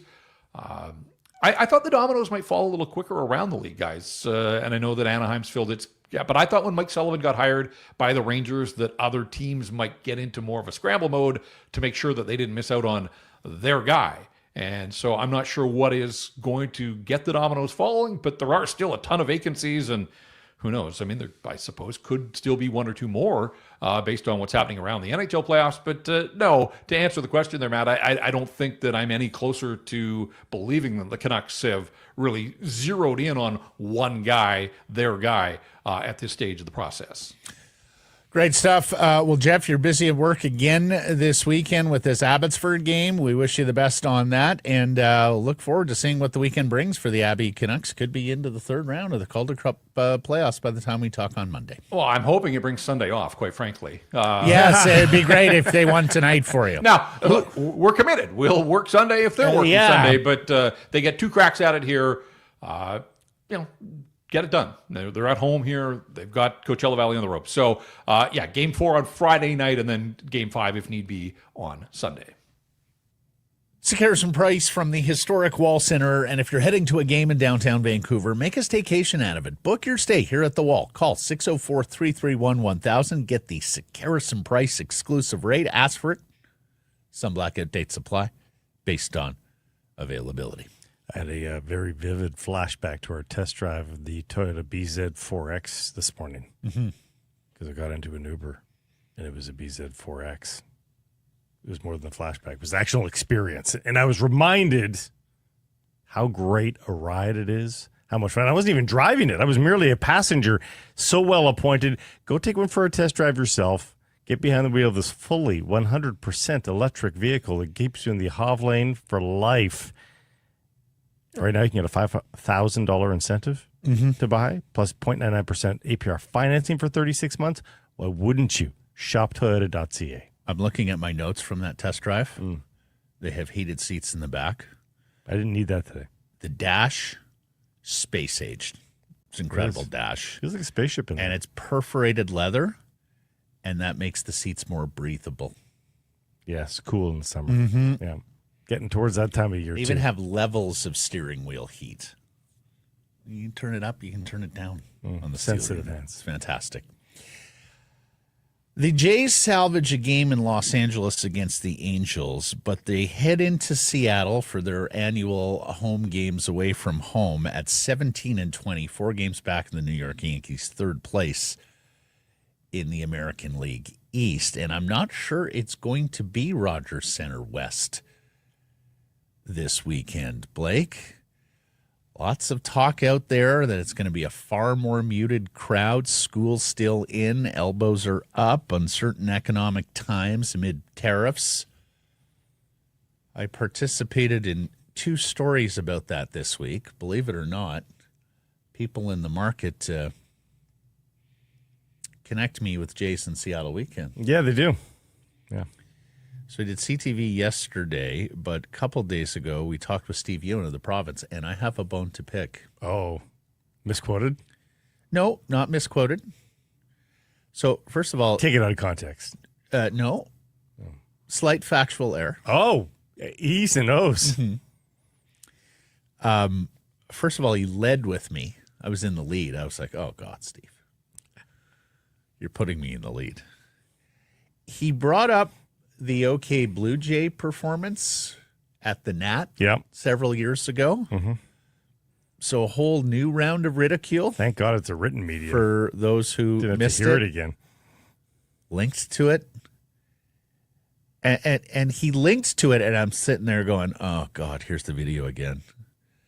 But no, he linked to a story from our friend Greg Douglas, Dr. Sport, from that week that I did it way back when. And Dr. Sport's blurb about it begins with, not that it will bring any fans to the stands, comma, but 1040's Matt Sakaris will sing OK Blue Jay at the Nat this week. I mean, I see Greg at the Nat. I'm going to have I've got two bones actually to pick. One with Douglas, one with Ewan after this. Also, Greg had never heard you sing before. Exactly, Greg. How did he know that you aren't the songbird of our generation? Precisely. You don't think this voice translates to song?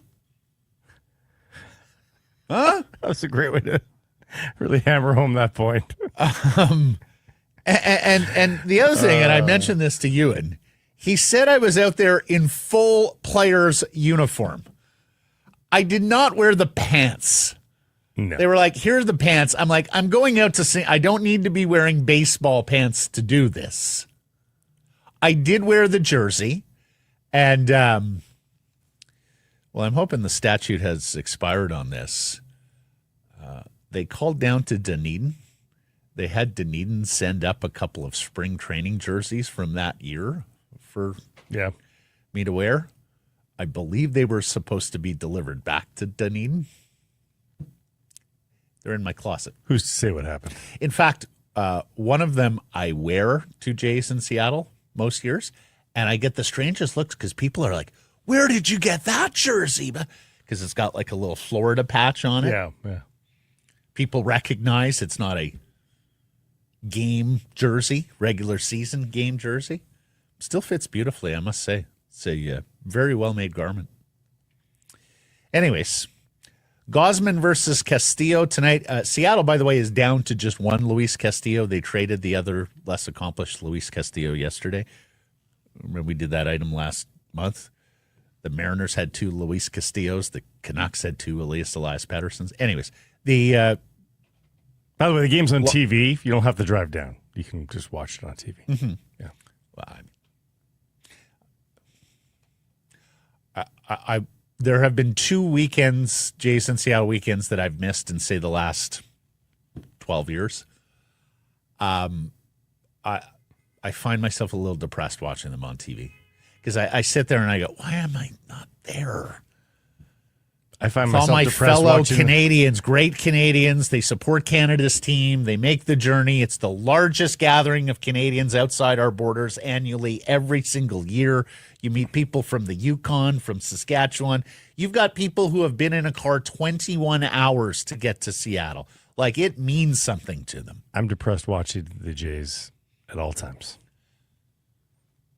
Last year, I was sitting beside a lovely family. I'm like, where are you from? And they're like, oh, you probably wouldn't know. I'm like, try me. They're like, Southwest Saskatchewan. I'm like, oh, Estevan? She's like, yeah, kind of near Estevan. Smaller. Some good news for the Jays and for BC baseball fans. Victoria's Sam Shaw. He's a second baseman with their Dunedin affiliate. He's got several home runs this week. His OPS is up to 949. We might see him in Vancouver this year.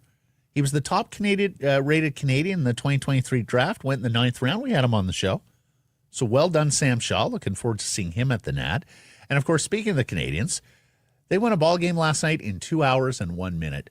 God bless the pitch clock. Really? Number 11 Jays prospect Fernando Perez. He had struggled some this year. Best start of the season. 6 innings, 1 run, 5 hits, no walks. Nate Garko in relief. Perfect over 3 innings. Seas beat Spokane 5-1. They returned to the Nat Tuesday for a 6-game set against Everett. Hey, we've told you about all the Blue Jays prospects, Arjun Namala, Perez, and others who are with the Seas. We've told you about the promotions next week. Asahi night on Tuesday. You got Hazel May there next weekend. You have a bobblehead giveaway next Sunday. We should highlight this Everett team because that's the Seattle Mariners farm team. Their number 1 prospect, an infielder named Colt Emerson. He's the number 17 prospect in all of baseball. He's on this Everett team. So is the number 2 Seattle prospect, Lazaro Montes. He's an outfielder, number 37 overall in baseball. But wait, there's more. Outfielder Johnny Farmello. He's the number 6 Seattle prospect. Second baseman Michael Arroyo. He's the number 8 Seattle prospect. And then the number 9 prospect, Blake. You took great delight in this young man last year. Jarangelo Senja. He's a switch pitcher. He can pitch right-handed. He can pitch left-handed. He has to declare with which arm he is going to pitch before every hitter. But this is something exceedingly rare. This is Halley's Comet rare. You could see a kid at the Nat next week switching gloves between hitters to turn around and pitch the other direction. He's only got one glove. First round pick. He must have an ambidextrous glove of some sort. No.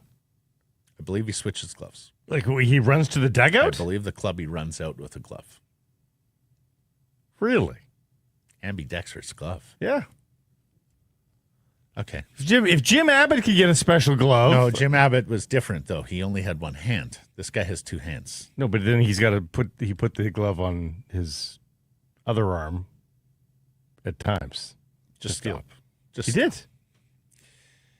Get your tickets. 604-872-5232, CanadiansBaseball.com. The bobblehead is not Sakara singing the national anthem, but I did have that brainchild just now as you talked about it.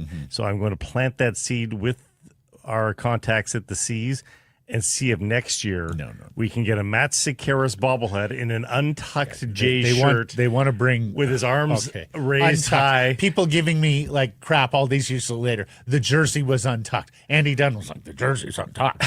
I'm like, well, Andy, believe it or not, I'm not taking a ground ball at third base.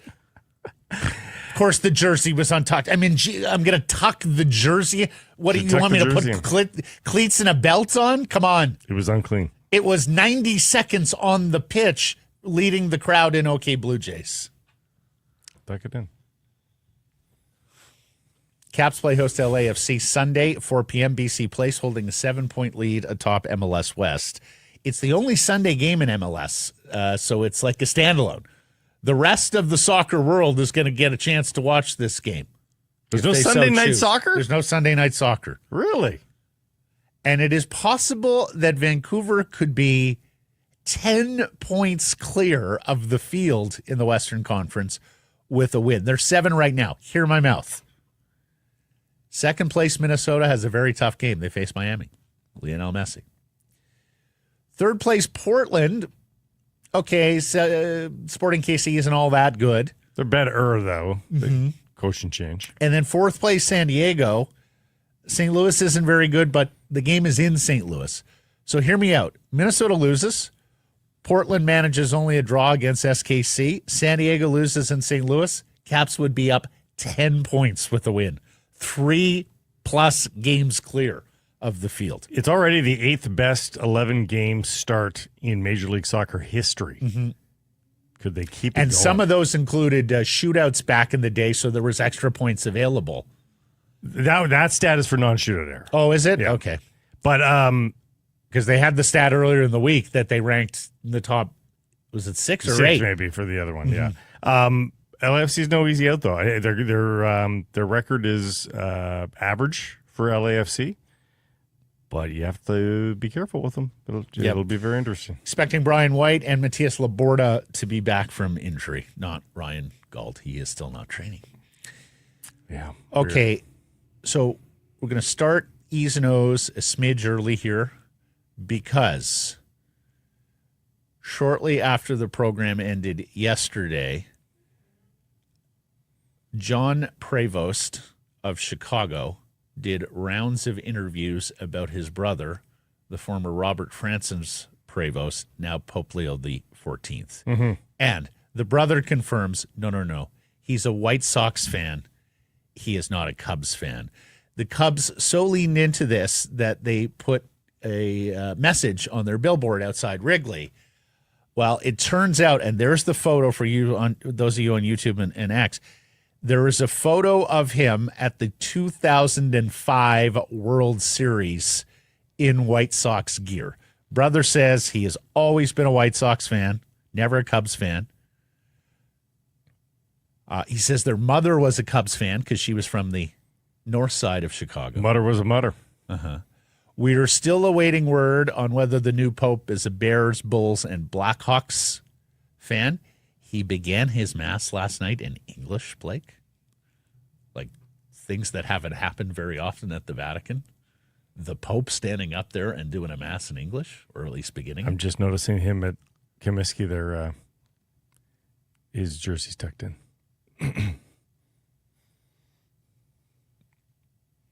So is my jersey foul now a mortal sin, sacrilege? Cardinal sin, Should there be anyway. a penance? Should I go to confessional? The memes and the jokes about this new Pope being American. Yesterday might have been the best day ever on Twitter/X. Yeah, it was pretty I good. spent hours just sitting there combing it, laughing to myself. Carmen's like, why are you? I'm like, I just can't get over this. It's so great. One user set his appearance, his reveal on the papal balcony, to the Chicago Bulls entrance music. You may remember. At Pope 5'10" from South Holland, Leo the 14th. Number 14. Leo.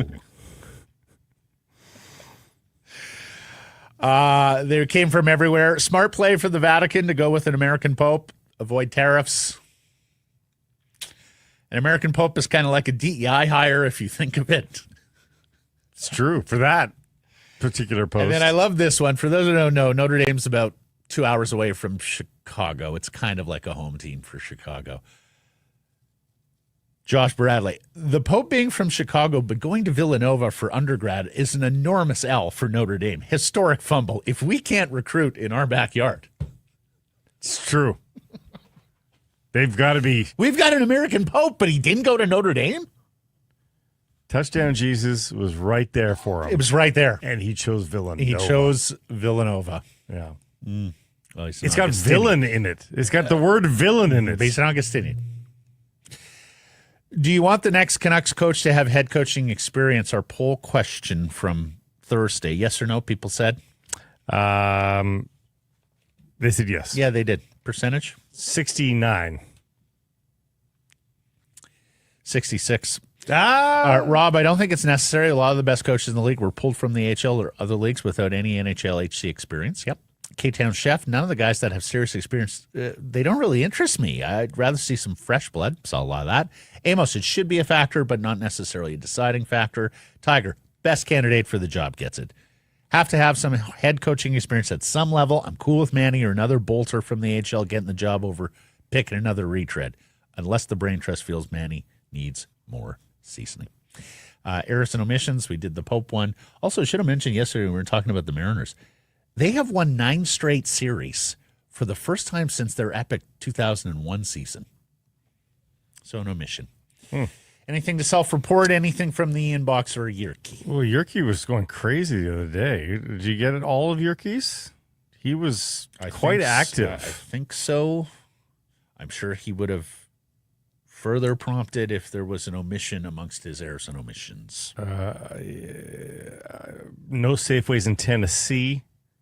I was telling a story about going into the Safeway in Tennessee for the new Finnish head coach of the Memphis Grizzlies, remember? Right, of course. That would not have been a Safeway. And an omission, I think he got to this. Utah did consult Colorado. Yeah, we got that as well. Thank you for joining the show, everybody. Appreciate you spending some time connecting with us. Please do subscribe to all our assorted channels, YouTube, and wherever you get your podcast. Follow on social, X, Insta, Facebook, TikTok, YouTube, Blue Sky. Live on many of those platforms, noon Pacific time, weekdays. And, of course, support the community sponsors you hear us talking about. And keep it local.